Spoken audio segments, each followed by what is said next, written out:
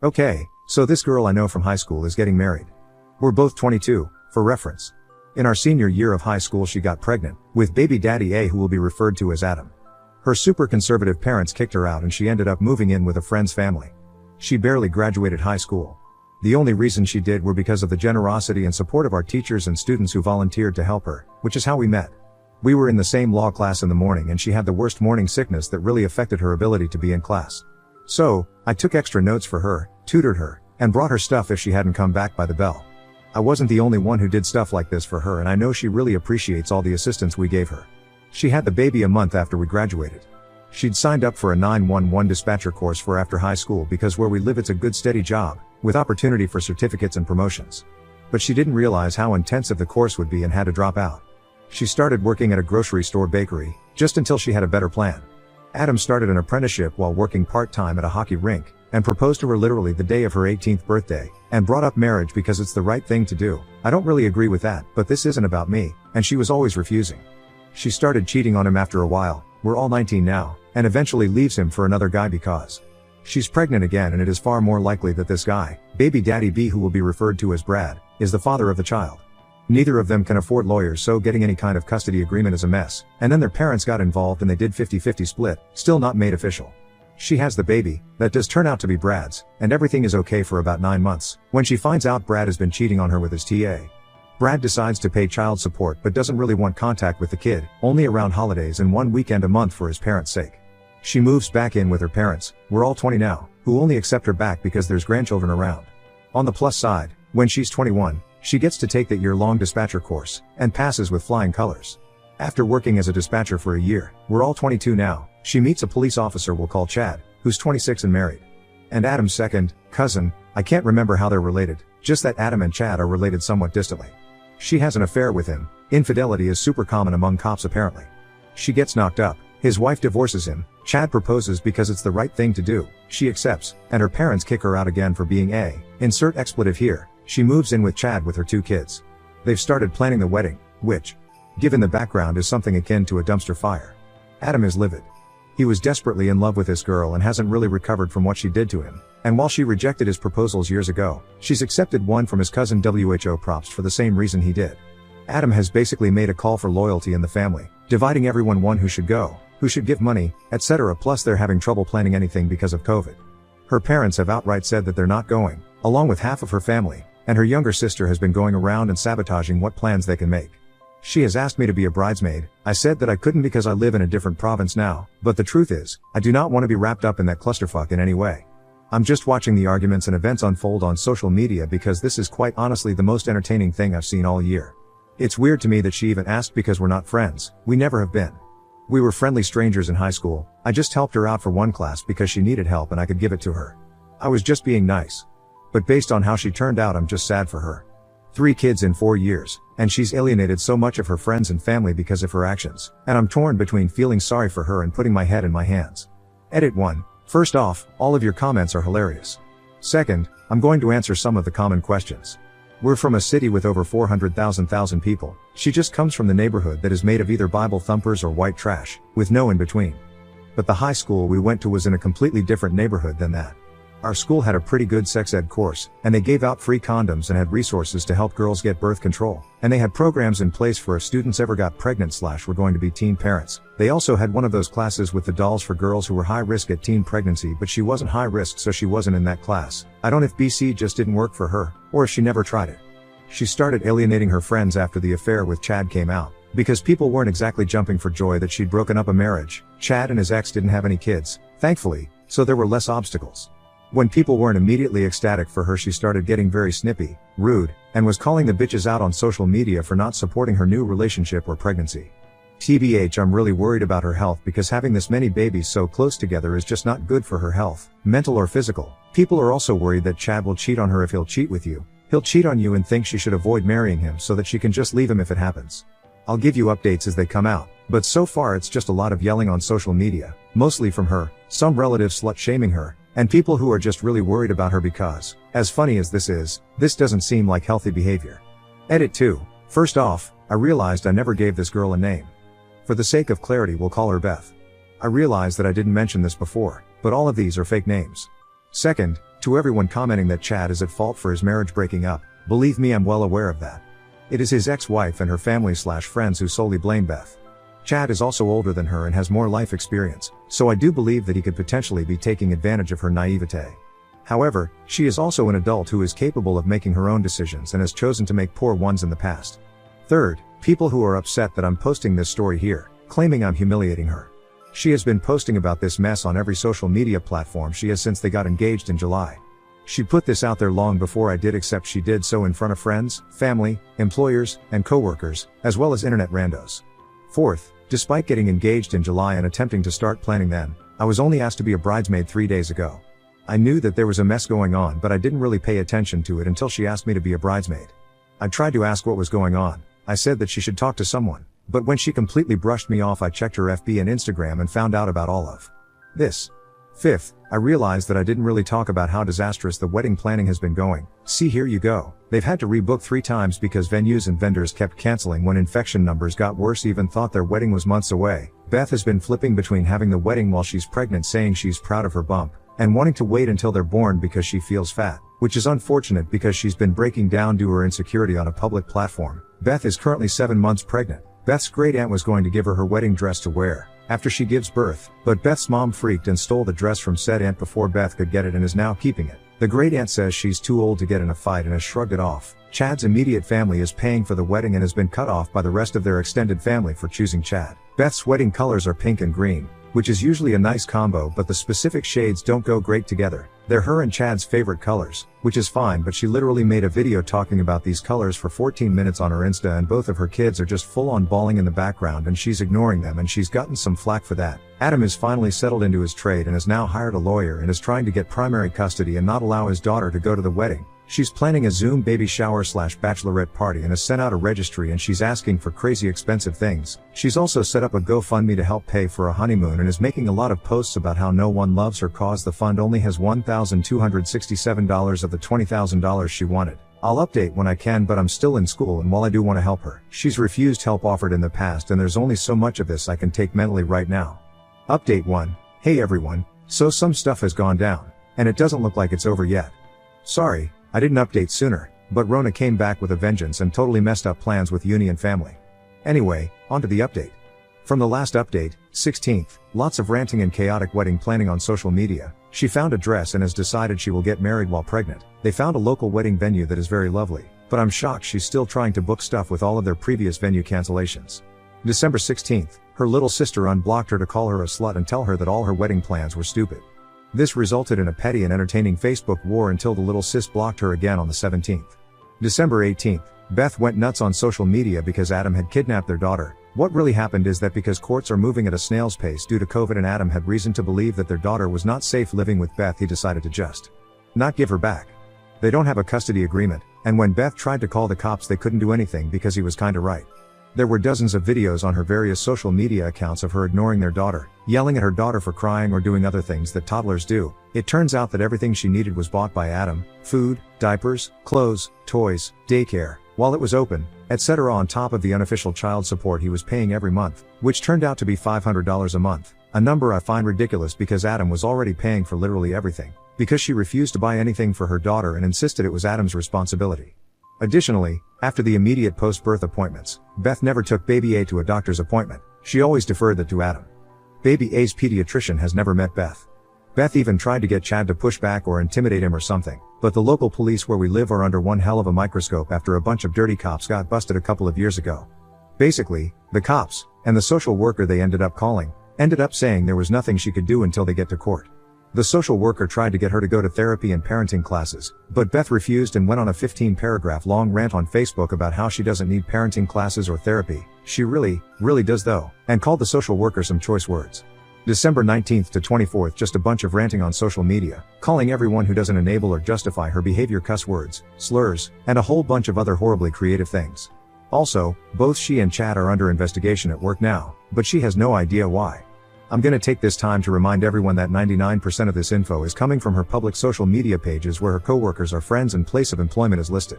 December 25th, I am officially embarrassed to know this woman. I didn't go on her FB page until the evening cause I didn't want to deal with drama, first thing in the morning, on Christmas. In the morning she put on a very beautiful blue maternity dress, got Chad in his police blues, and baby B in a purple romper, and then live streamed her and her family going to the courthouse to get married on Christmas Day. According to her Twitter, part of this was because their newest venue canceled on them after COVID numbers spiked. Overall, a pretty tacky thing in my opinion, because she stated plain as day, several times, that she intended her wedding anniversary to eclipse Christmas for her children because it's just so much more special, you know? I am so glad that baby B's grandparents are filing for guardianship, but here's the thing. The courthouse isn't open. Because of COVID for one thing, but also because it's Christmas and Canada has a predominantly Christian history. She proceeded to have a full meltdown, and when baby B cried because, you know, the kid's mom was screaming up a storm and scaring her, Beth called her a cunt. Yup. So done with this bitch. December 28th, I ran into her at a vaccine clinic cause we were both getting our booster shots. She didn't recognize me at first, but one of my old bosses, cause I used to work at the hospital the vaccine clinic was in, called my name and said hi, so she came up to me after my old boss had left. We talked a bit while we sat down for the mandatory waiting period after getting the shot. She asked how I was but didn't even wait for me to respond before she started ranting and complaining about her life. I was just going to sit there until the time was up and then just politely make my exit, but when she started talking shit about her kids, something inside me snapped. I just said, do you even like your kids? Do you like being a mom? She got pretty quiet for a second and then said no. Her voice and demeanor completely changed and we just sat in silence until our time was up. I said goodbye, but it was really awkward. December 31st, today, I just looked at her feed and, this is such a shocking what the actual fuck moment. She's thinking about giving up her kids. She went on about how recently she was asked if she liked her kids or being a mom, and how she realized that she didn't. She hates her children and blames them for ruining her life, and how she doesn't want to be a mom. I mean, nothing is official yet, but what the hell? I'll update as stuff happens now that I have the time, but this whole thing has been a big giant mess. Also, sorry for any formatting or grammatical errors, I'm not used to using Reddit on my PC. Update 2. Okay, so, some stuff has happened and most of it's good? Also, the TLDR for this update will be at the bottom. Jan 4th, Beth and Chad stopped posting on all social media. I was actually a little worried she died. I mean, this woman posts everything short of her trips to the bathroom on IG. Oddly enough, this got people messaging or interacting with her social media pages because she was usually the one to start contact, and that contact was usually yelling. No one heard from them and some people started to be like, should we call the cops for a wellness check? Until Chad posted a status saying that they're fine but are busy, please stop trying to contact us right now. Everyone listened, but it was weird. Jan 11, I got a notification that Beth and Chad are active on social media again, but I didn't feel like drama so I didn't check out any of their posts. Jan 12, today, she messaged me on FB asking me to be her mo. She also kept going on about the resort in Cancun that she and Chad were looking to have their wedding at. This coming February. Omicron is really bad where we are, so no one should be traveling anywhere. I've actually had to delay my trip back to the province where I go to university. No one should be traveling anywhere.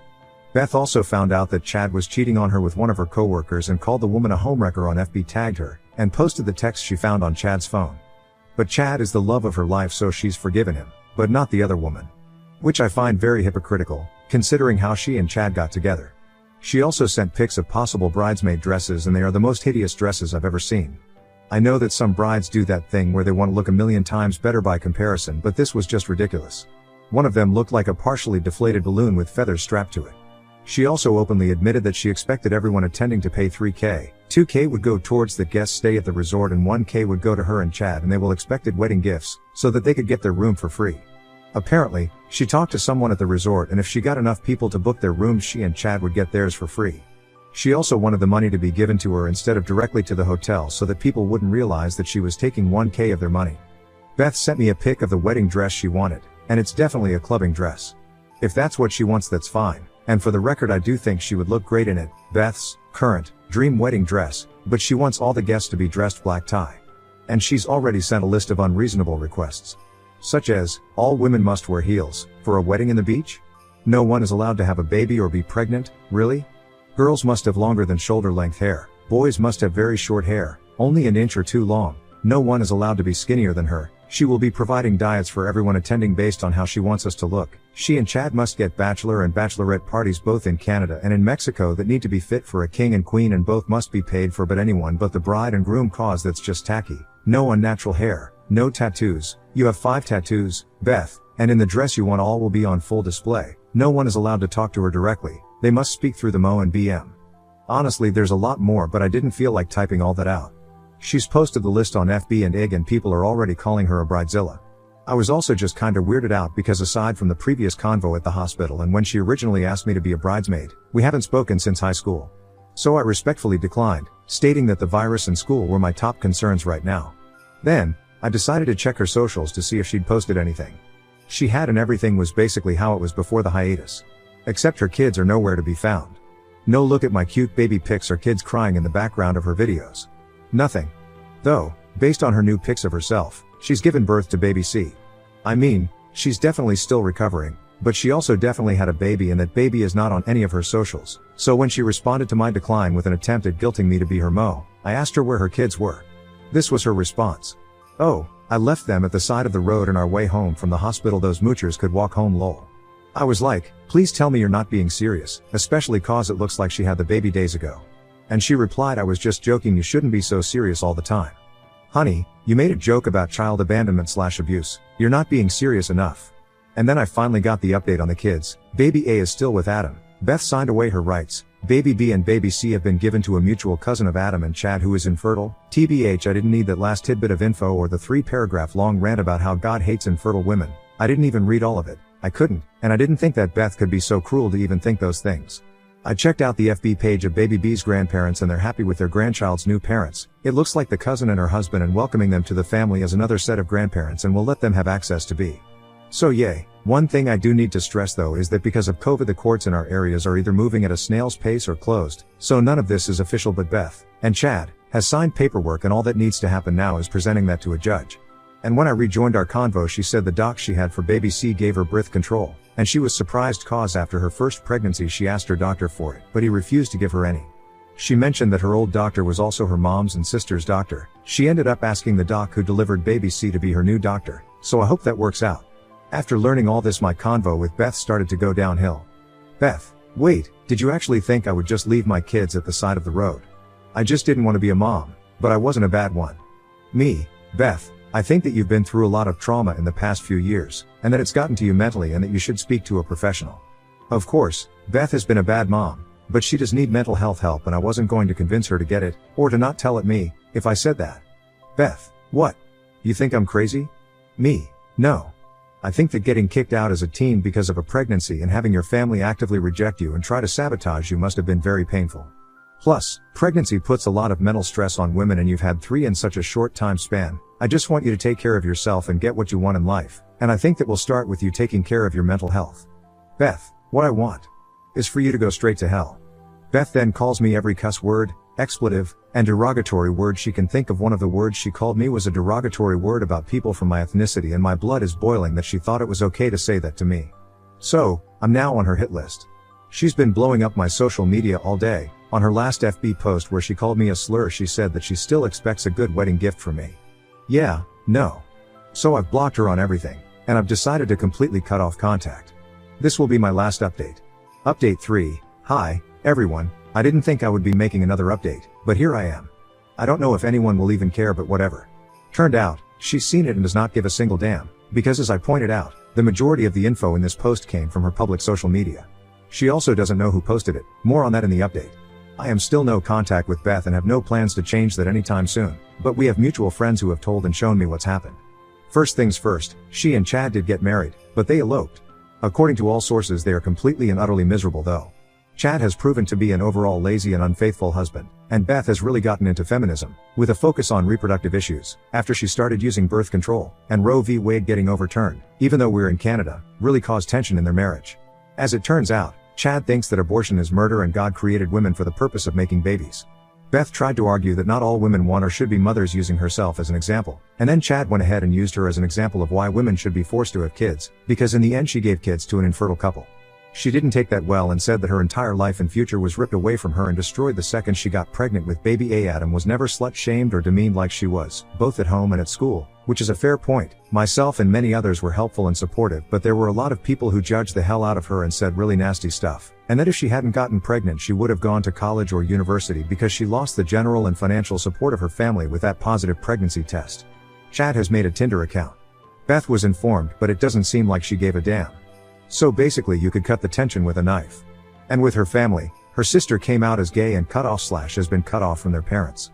But she's got a partial scholarship, so she's doing okay. She and Beth are not on good terms but have met up and acknowledged that their parents messed them up by being religious nuts, and their parents encouraged them to be competitive with each other and sabotage each other. Apparently their dad's motto is competition brings out the best in everyone, ugh. But they've talked and that's good enough for now. Neither Beth nor Chad have custody or visitation of their children, which Chad is starting to regret because he's suddenly getting more and more into the church and religion. Chad talked to Beth about getting baby C back, but Beth shut that down hard and warned the cousin who adopted baby C, officially and legally BTW. Beth started going to therapy after she and Chad got married, which makes me very happy and excited for her. There was a rumor going around that Chad has a mistress, and it took me a while to confirm, but it's true. He's cheating on her with a paramedic and she knows. Beth is fully aware. I'd if she plans to do anything about it or just continue to ignore it, but I hope she leaves his ass. I'm still not gonna talk to her. She crossed so many lines, but she's grown and improved a lot, and her life would be a lot better without that sack of scum in her life. Now, I have given a few details in my post that should have revealed my identity to her, namely her asking me to be her mo. I have found out that she actually asked around 15 girls, including myself, to be her mo, without telling any of us about the others, because she was trying to get money from all of us and because her mental health has just been very bad and she needed help. And of those 15, 8 have been going to school out of province, and of those 8 we all had basically the same classes in high school. And apparently doesn't remember our discussion at the vaccination clinic and had major blow up with everyone she asked to be mo. So she knows it's one of 8 people and reportedly has no interest in trying to narrow that number down. Chad did the same thing with his groomsmen, but I'd any of the numbers. Dear Beth, if this post gets forwarded to you or somehow graces your phone screen, leave Chad. He's trash and you'll be much better without him in your life. And though I'm not willing to talk to you again because of your words and actions, I do wish for you to have a wonderful and happy life.